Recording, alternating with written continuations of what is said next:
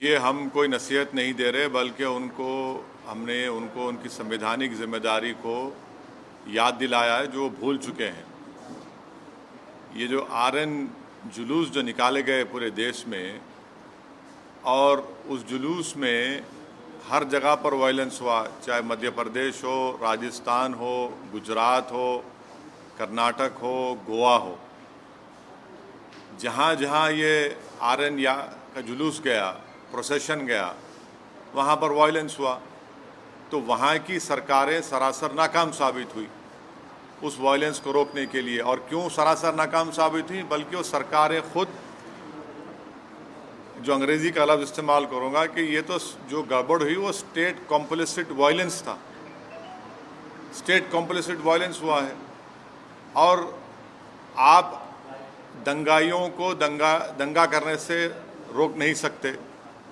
Permission जुलूस का देने वाली सरकार, जब आप परमिशन दे रहे हैं तो जिम्मेदारी बीजेपी और जो वहाँ की सरकार है उनकी होनी चाहिए कि कोई वायलेंस ना हो। तो जो भी वायलेंस हुआ आरएन यात्रा या जुलूस में, वो स्टेट कॉम्पल्सिड वायलेंस है। और दूसरी बात यह है कि पत्थरबाजी हुई, फिर आप घर तोड़ देते हैं मध्य प्रदेश में। किस बुनियाद पे घर तोड़ते भाई आप? ये तो ये जेनीवा कन्वेंशन का वायलेशन है। आपको पकड़ना चाहिए उन लोगों को, अगर करे तो। आप घर किस बुनियाद पे तोड़ रहे हैं भाई? और एक ही कम्युनिटी घर तोड़ रहे हैं आप, क्यों? और आपको कौन ने अख्तियार दिया घर तोड़ने का? चलिएगा, इलीगल है तो नोटिस दीजिए। क्या वही घर इलीगल है, दूसरे घर इलीगल नहीं है? एक ही कम्युनिटी के मध्य प्रदेश में आप घरों को तोड़ते हैं। और जो बच्चे अभी अडल्ट नहीं हुए, 70 बच्चों को आप उनको मारपीट करते हैं। और फिर दुनिया ने वीडियो देखा कि महिलाओं को, ज़ईफ़ महिलाओं को, बुजुर्ग महिलाओं को, 70 साल की महिलाओं को आप उनको मार के हाथ और पैर तोड़ देते हैं उनका। पुलिस तोड़ती है उनका, मध्य प्रदेश की पुलिस। यह आप काम कर रहे हैं। राजस्थान में हुआ, क्या कर राजस्थान कांग्रेस सरकार? भाई आपकी सरकार ने उनको परमिशन दिया। जब परमिशन आप देते हैं तो कैसा वायलेंस होता है फिर? घर जलाए जाते हैं, वहाँ पर दुकानें जलाई जाती हैं, टारगेटेड घर जलाए जाते हैं राजस्थान में, कर्नाटक में होता है ये। तो ये पूरे कंट्री में इतने 6-7 प्रदेशों में अगर हो रहा है, तो ये देखिए, ये एक ऐसा नहीं है, पूरा प्लानिंग से हो रहा है ये। और आप टारगेट कर रहे हैं वो मुस्लिम माइनॉरिटीज़ को। सिर्फ क्यों कर रहे हैं भाई मुस्लिम टारगेट आप? पहले आप बोलते हिजाब नहीं पहन सकते, सेकुलर स्टेट है। गोश्त नहीं खा सकते, सेकुलर स्टेट है क्या? फिर आप कानून बना देते फिर उसके ऊपर। कहाँ पे रुकेगा बात? ये mob lynching, state sponsored violence, अब स्टेट कॉम्प्लिसिट वायलेंस, और संघ परिवार लो इंटेंसिटी वायलेंस कर रही पूरे देश में। ये परफेक्ट कर चुके हैं अपनी चीज़ को। लो इंटेंसिटी वायलेंस करते हैं, यहाँ करो, वहाँ करो, इधर करो। सरकार की जिम्मेदारी बताइए, सरकार की जिम्मेदारी है नहीं है। आप सो रहे थे, कैसा दंगा होने दिया आपने? कितने पुलिस वालों को सस्पेंड किया आपने? कितने आईपीएस अफसरों को सस्पेंड किया आपने? इससे बात साबित हो रही कि आपकी पूरी रजामंदी से, जिसको हमने कहा अंग्रेजी का लफ्ज स्टेट कॉम्प्लिसिट वायलेंस है। बिहार में होता है, हमारे खिलाफ बातें करते हैं, बकवास करते हैं। कैसे मस्जिद के ऊपर जाकर झंडा लगाते हैं भाई? आप बताइए, कैसे लगाते हैं कोई भी? इसका जिम्मेदार कौन है? मैं हूं जिम्मेदार उसका। तो ये सब चीजें हो रही हैं। सर, करौली में बीजेपी तो ये अरेस्ट करने के एक्सोडस हो रहा है हिंदूज का, और कोई पुलिस वाला कुछ बोल रहा है कि मतलब सर वहाँ पुलिस वाला एडमिट करें कि कैमरा पे गवर्नमेंट का फेलियर होता है इसमें। राजस्थान करौली में जो कुछ हुआ, मध्य प्रदेश में जो कुछ हुआ, गुजरात में आनंद, हिम्मतनगर, खंभाट में जो कुछ हुआ, कर्नाटक में जो कुछ हुआ, गोवा में जो कुछ हुआ, वहाँ की सरकारों की रजामंदी से ये स्टेट कॉम्प्लिसिट वायलेंस हो रहा है। और टारगेट पे कौन है? कौन उस प्रोसेशन का परमिशन देता है? सरकार देती है। तो सरकार जब देती है तो सरकार कैसे वायलेंस होने देती है वहाँ पर? और फिर मध्य प्रदेश में, राजस्थान में घर जलाए जाते हैं, दुकानें जलाई जाती हैं, और मध्य प्रदेश घर तोड़ते हैं। किस बुनियाद पे घर तोड़ेंगे भाई आप? कौन से कानून तहत तोड़ रहे हैं आप? बताओ, कानून बताओ हमको। और आप मासूम बच्चों को 13-14 साल के बच्चों को पकड़ के पीटते हैं, मारते हैं, रोड पर लिटाकर उनको। सर ये बताइए, रामनवमी के दिन जेएनयू में एक ये मटन नहीं खाना या नॉनवेज नहीं, आस्था के लिए आस्था मेरी आस्था नहीं है क्या? मेरी आस्था भी है हिजाब पहनना, मेरी आस्था नहीं है। तो आप एक काम करिए ना, फिर जितना एक्सपोर्ट होता है गोश्त उस दौरान में बैन करिए इंडिया में। मैंने गोश्त का एक्सपोर्ट आप बैन नहीं करेंगे क्योंकि आपको डॉलर मिलते हैं, और वो जो मासूम बेचारा जो दिन में 100 रुपये 200 रुपये कमाता, उसके कारोबार को आप लगाते हैं। आस्था की बुनियाद पर देश चलेगा या संविधान के ऊपर चलेगा? बता दीजिए आप। फिर मेरी आस्था क्या क्या होगा बताइए? मेरी आस्था भी है, रमजान है, फिर शराब की दुकानें क्यों खुली पड़ी हुई है?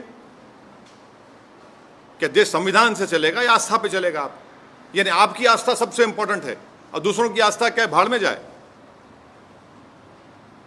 आपने हिजाब की बात की तो कहा नहीं भाई यूनिफॉर्म है, फिर यहां पर यूनिवर्सिटी में क्या गोश्त खाना क्या आस्था आ गया? कहां से देश कौन सी राह पे जा रहा है? बीजेपी को, संघ परिवार को हम शुरू से कह रहे हैं कि जिस राह पे आप इस देश को लेकर जा रहे हैं इससे देश कमजोर हो, और देश कमजोर हो रहा है, ये सरकार की जिम्मेदारी है। तो आरएसएस कहां से सर? आप हाँ, आप आरएसएस को नहीं जानते, हम जानते हैं ना। आरएसएस का स्टेट वायलेंस बोल रहे हैं। आपको हम बोलेंगे किताब पढ़ो, we our nationhood defined, bunch of thoughts, ये 2 किताबें आप पढ़ लो जिसमें आरएसएस के उस वक्त के सर संचालक खुद कह रहे हैं कि जब जुलूस निकलता था तो मैं बाजा बजाता था बोल के।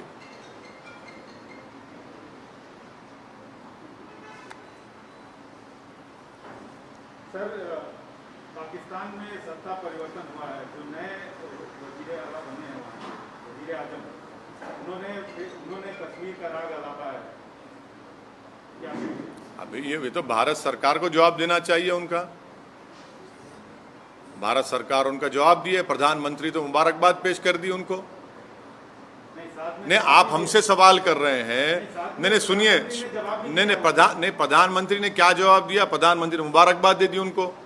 देश के प्रधानमंत्री मुबारकबाद दिए हैं उनको। नहीं, प्रधानमंत्री ने उनको मुबारकबाद दी है और कहा कि भाई इस खित्ते के अमन के लिए हमको अमन को बरकरार रखना चाहिए, टेररिज्म खत्म करना चाहिए। अब देश के प्रधानमंत्री मुबारकबाद दे रहे हैं तो ओवैसी से क्यों सवाल किया जा रहा है? आप कश्मीर से हमसे सवाल क्यों करते हैं? प्रधानमंत्री से भी करिए। अरे हाँ, अरे जब नहीं देश के प्रधानमंत्री जब मुबारकबाद दे रहे हैं शहबाज शरीफ को, तो ओवैसी को क्यों घसीट रहे हैं इसमें आप? सर लेकिन इमरान खान ने भी अपने फॉरेन पॉलिसी को देश के प्रधानमंत्री ने शहबाज शरीफ को, सुनिए, देश के प्रधानमंत्री ने शहबाज शरीफ को मुबारकबाद दी है। देश के प्रधानमंत्री ने, जब शहबाज शरीफ के बड़े भाई नवाज शरीफ प्रधानमंत्री थे उस मुल्क के, तो अफगानिस्तान से अचानक जब उन्होंने देखा कि शहबाज शरीफ के घर में लाइट दिख रही तो उन्होंने उतर गए, वहां पर दावत में चले गए बिन बुलाए मेहमान बनकर। हैं, हमको क्यों बोल रहे हैं? फिर उसके बाद पठानकोट हुआ, आप प्रधानमंत्री से पूछिए, वो मुबारकबाद दी है। फॉरेन पॉलिसी नहीं, लेकिन अरे हम प्रधानमंत्री ने जो मुबारकबाद दी है शहबाज शरीफ को, असदुद्दीन ओवैसी को क्यों पूछ रहे हैं आप? प्रधानमंत्री चीन के ऊपर नहीं बोलते।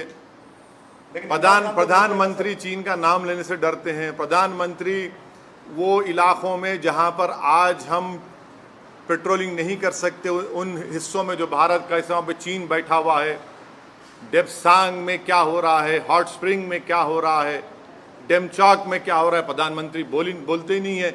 और मैं प्रधानमंत्री से कह रहा हूं कि हम इनकी खामोशी से ऐसा लग रहा है कि कहीं सियाचिन हमारे हाथ से चीन ना छीन ले। ये खतरा है देश के लिए। सर, हम आपसे सवाल इसलिए पूछ रहे हैं कि पाकिस्तान के वज़ीर आज़म ने कश्मीर की बात उठाई और कश्मीर के कई मसलों पर आप सरकार को घेरते रहे हैं। जब देश के प्रधानमंत्री चीन पर नहीं बोलकर शहबाज शरीफ को मुबारकबाद देते हैं तो ये सवाल देश के प्रधानमंत्री से पूछा जाना चाहिए, असदुद्दीन ओवैसी से नहीं। मैं देश का प्रधानमंत्री नहीं हूँ।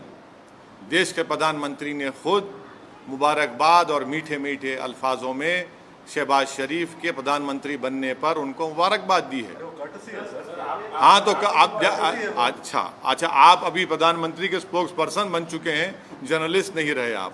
मुबारकबाद पेश करता हूँ आपको। तो देखिए, ये सवाल करने का मतलब ये है कि मैं अपनी देशभक्ति को साबित करूं। और प्रधानमंत्री जब शहबाज शरीफ को मुबारकबाद देते हैं, उसका क्या बोलेंगे आप? आपकी जबान चुप हो जाती है। आपको उल्टा सवाल करना चाहिए प्रधानमंत्री से, बीजेपी से। दूसरे मुल्क का वज़ीर-ए-आज़म हमारे कश्मीर के बारे में बात उनके उस बयान के बाद ही मेरे देश के प्रधानमंत्री ने शहबाज शरीफ को मुबारकबाद दी। आप भी दे दीजिए सर। हाँ, देश के प्रधानमंत्री दे दिए ना, देश के प्रधानमंत्री दे दिए, शहबाज शरीफ को मुबारकबाद दे दिए। अब नहीं मालूम, हो सकता है घर में दावत है, चले भी जाएंगे, क्योंकि जब नवाज शरीफ के पास गए थे खाना खाने। कश्मीर वाले मुद्दे पे आप क्या कहेंगे सर? क्या कहेंगे हम तो शुरू से कह रहे हैं कि 370 हटाना एक कॉन्स्टिट्यूशनल ब्रीच था। बोलिए आशीष साहब। Sir, 2014 onwards, we have witnessed more justice kind of incident, which witnessed now reaching several of certain persons who are yet to proven guilty or accused in court. You see, this is clearly a state complicit violence, number one. Secondly, this is a collective punishment being given to one particular community. Third, this is a grave violation of Geneva Convention. Fourth, under what law the government of Madhya Pradesh has demolished houses of the Muslim community.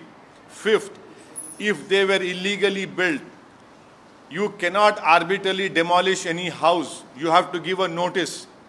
Sixth, you can regularize those houses. Seventh, it clearly shows their biased attitude of the Madhya Pradesh BJP's chief minister and his government towards the Muslim minority, because it is a state complicit violence. Earlier it was state sponsored, then it was mob lynching, now it is state complicit violence, and they have failed in protecting the properties and the life of a particular Muslim minority community.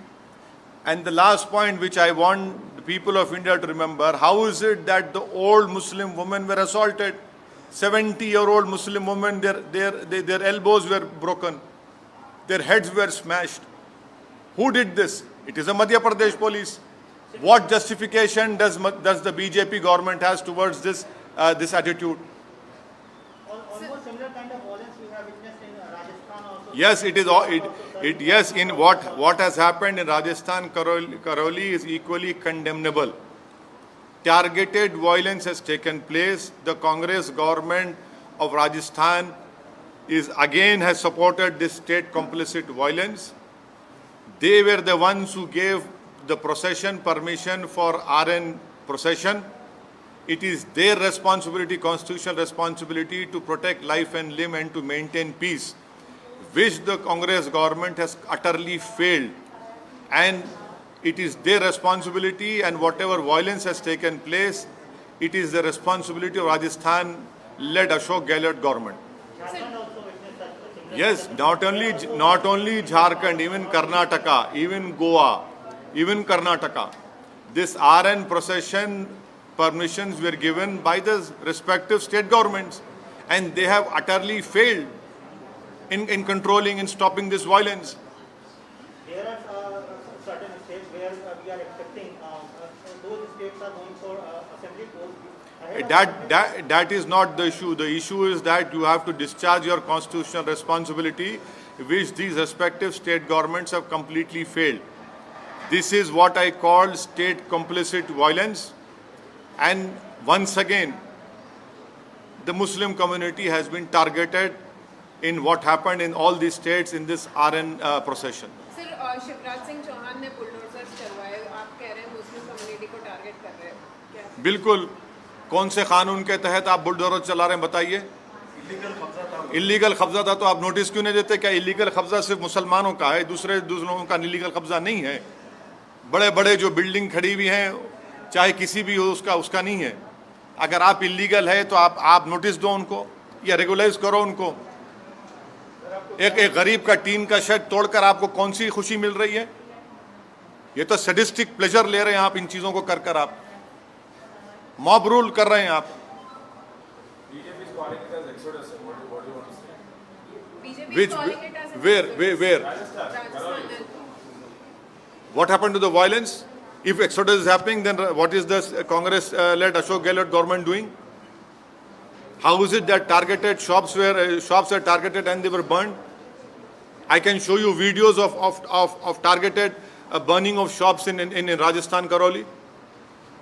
It is that government has failed in controlling the violence, and the Sangh Parivar has mastered this art of low intensity violence.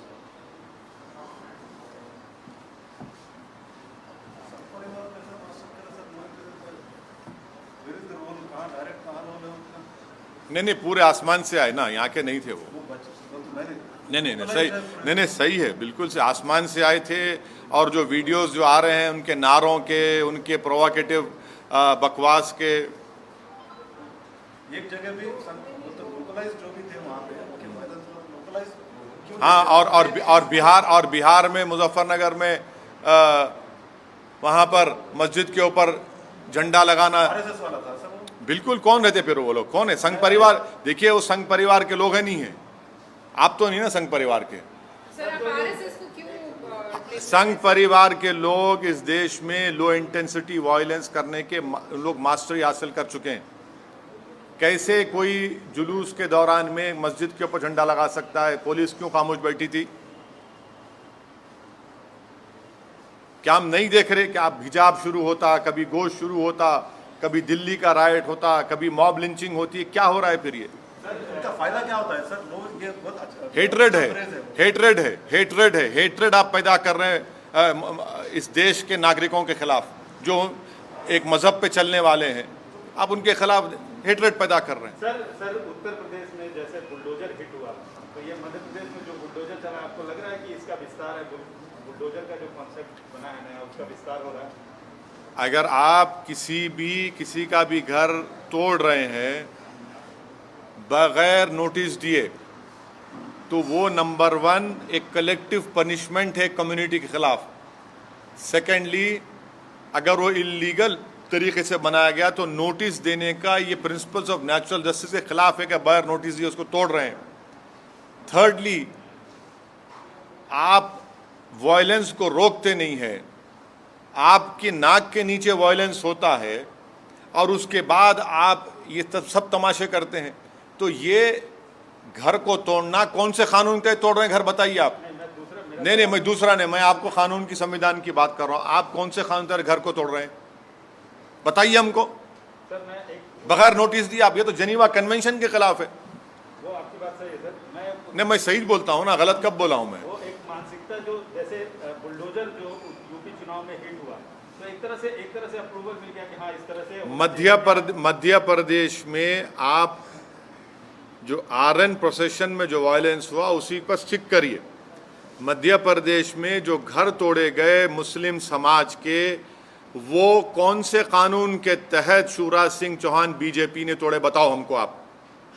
आपने क्यों permission दिया जब आप violence को control नहीं कर सकते? अगर वो इलीगल थे तो नोटिस क्यों नहीं देते आप अपनी नाकामी को छुपाने के लिए, आप अपने स्टेट कॉम्प्लिसिट वायलेंस को छुपाने के लिए आप एक कलेक्टिव पनिशमेंट मुस्लिम समुदाय को दे रहे हैं। ये जेनीवा कन्वेंशन के खिलाफ है, ये इंसानियत के खिलाफ है, प्रिंसिपल्स ऑफ नेचुरल जस्टिस के खिलाफ है। इसको हर उस शख्स को जो संविधान पर भरोसा करता, यकीन करता, उसको कंडेम करने की जरूरत है इस हरकत को। आपने मध्य प्रदेश में 70-75 साल की मुस्लिम महिलाओं को सर फोड़े हैं, उनके हाथ पैर तोड़ दिया आपने। 13-14 साल के बच्चों को रोड पर लिटाकर आपने उनको पीटा। ये आपका गवर्नेंस है।